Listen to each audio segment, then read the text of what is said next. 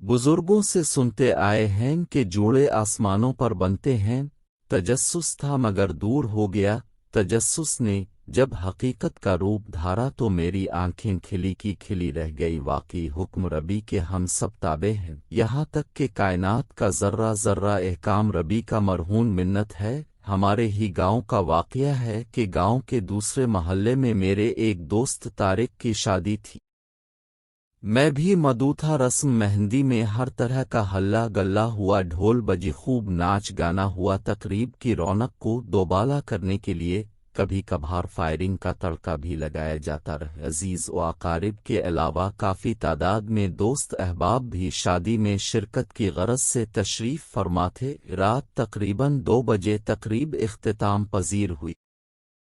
तारिक का ताल्लुक एक जमींदार घराने से था। सब लोगों से ज़मीन रकबा उनकी ज़्यादा थी।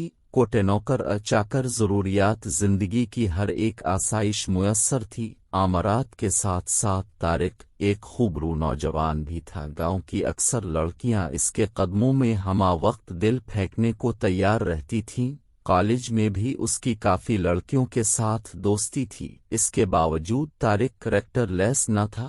हंस मुख के दूसरों के दिलों में घर कर लेने वाला मिलनसार और हमदर्द भी था। गांव में वो बिला तफरीक हर किसी के काम इता दुख दर्द में शरीक होता। मेहंदी की रस्म से फारिग होने के बाद जिसको जहां जगह मिली लेट गया। मैं तो अपने घर लौट आया। सुबह मुझे मेरे एक दोस्त नोमान ने उठाया और बताया, सारे गांव में छान मारा, तारिक का कहीं पता नहीं चला, वो घर से गायब है। सारे अजीज व अकारिब और मेहमान परेशान है। बारात जाने का टाइम हो रहा है। कारें और बसें हान बजा बजा कर अपनी आमद की खबर दे रही है। बैंड वाले भी पहुंच चुके हैं, मगर तारिक की अचानक गुमशुदगी ने सबके अरमानों पर ओस डाल दी है।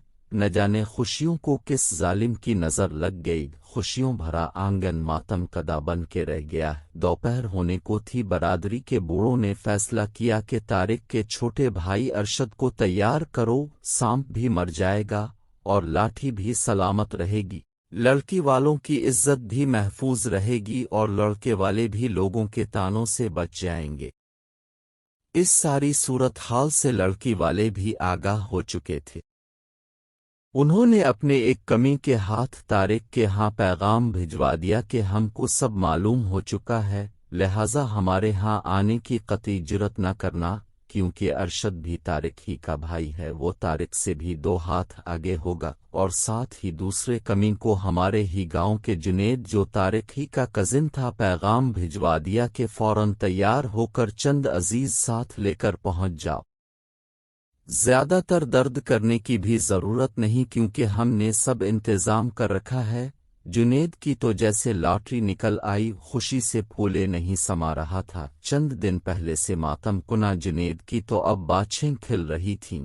जब मुझे इस वाक़ये का इल्म हुआ तो मैं सुनकर हैरान विपरेशान हो गया और बेइख्तियार पुकार उठा, वाह मौला तेरे रंग तीरियां तो ही जाने। जुनेद तारिक का कजिन था, मगर किसी भी तौर वो तारिक का हम पल्ला नहीं था। यही वजह थी कि साइमा के घर वालों ने जुनेद पर तारिक को तरजीह दी थी। हालांकि जुनेद और साइमा एक दूसरे को बचपन से चाहते थे। साइमा जुनेद के सगे मामू की बेटी थी, मगर जहां दौलत की फरावानी हो वहां रिश्तों का तकद्दुस कायम नहीं रखा जाता। हर रिश्ता दौलत के तराजू में तोला जाता है। दौलत तो भाई के हाथों भाई को कत्ल करवा देती, बेटे के हाथों बाप को मरवा देती है। जमींदार तो वैसे भी 1 इंच जमीन की खातिर खानदान के खानदान तबाह कर देते हैं, मगर जमीन का टुकड़ा कई कत्ल करवाने के बाद भी मुद्दई और मदलही का मुंह चिढ़ा रहा होता है। जुनेद तैयार हुआ, अपनी बचपन की मोहब्बत को पाने के लिए मामू के यहाँ पहुँच गया। इस तरह 2 बिछड़ने वाले आपस में मिल गए। इस वाक़ये को काफ़ी अरसा बीत चुका है, मगर आज जब भी हमारे गांव में शहनाई की आवाज़ मेरे कानों से टकराती है तो मुझे फौरन तारिक वाला वाक़या याद आ जाता है। جنید اور سائمہ کی شادی کے 2 سال بعد طارق دبئی سے لوٹا ہر ایک اس سے روپوش ہونے کے متعلق پوچھنے کی کوشش کرنے لگا، مگر اس نے کسی کو بھی سچی بات نہ بتائی۔ ایک شام میری اور طارق کی ملاقات کھیتوں میں ہوئی، کیونکہ ہم دونوں کی زمین ساتھ ساتھ تھی۔ میں نے اسے اپنے ڈیرے پر بیٹھ لیا اور پوچھا، طارق تم نے سب کی عزت خاک میں کیوں ملا دی؟ خوشیوں بھرے گہوارے کو خود اپنے ہی ہاتھوں سے آگ لگا گئے۔ کون سی ایسی مجبوری تھی جس کی وجہ سے تجھے ایسا کرنا پڑا؟ طارق کہنے لگا، حیدر بھائی ساری زندگی آگ میں جلنے سے بہتر تھا کہ چند دن کے لیے برن جاتا، اور وہ میں بن گیا۔ میں ضمیر کا قیدی بن کر جینے سے موت کو ترجیح دیتا۔ ایسا کرنے سے میرے ضمیر پر جو بوجھ تھا اب میں اس سے آزاد ہوں۔ الحمدللہ اب میرے ضمیر پر کوئی بوجھ نہیں۔ اگر میں اس رات گھر سے نہ بھاگتا اور سائمہ کو بیاہ کر لے آتا، لوگوں کی نظر میں وہ میری بیوی بن جاتی، مگر جب اس کا دل ہی مجھے قبول نہ کرتا تو میں اس زندہ لاش کا کیا کرتا؟ حیدر بھائی شادی کا مقصد تو یہ ہوتا ہے کہ زباں سے اقرار اور دل سے تصدیق۔ ہمارے معاشرے میں زبردستی یہ سب کچھ کروایا جاتا ہے۔ میں ایسی سختی کے خلاف ہوں۔ میرے علم میں تھا کہ سائمہ اور جنید بچپن سے ایک دوسرے کو چاہتے ہیں، اور ان کی محبت کے اس پاک رشتے کو میری دولت سے تولا جا رہا ہے، اور جنید کو اس لیے ٹھکرایا جا رہا ہے کہ وہ ہمارے ہم پلہ نہیں۔ حالانکہ سائمہ کے والد جنید کے سگے ماموں ہیں۔ مجھے یہ سب اچھا نہیں لگا۔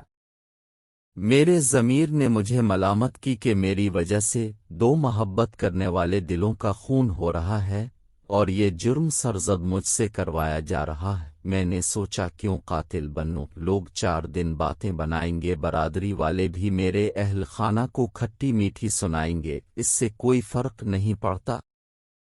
میرے ایسا کرنے سے اگر 2 دلوں کا ملاپ ہو جاتا ہے تو مجھے خوشی ہوگی۔ ویسے بھی حیدر بھائی جوڑے تو آسمانوں پر بنتے ہیں، اللہ سائیں جو کرتا ہے بہتر کرتا ہے۔ جنید اور سائمہ ہنسی خوشی زندگی بسر کر رہے ہیں۔ ان کے آنگن میں اب 2 ننھے سے پھول بھی کھل چکے ہیں۔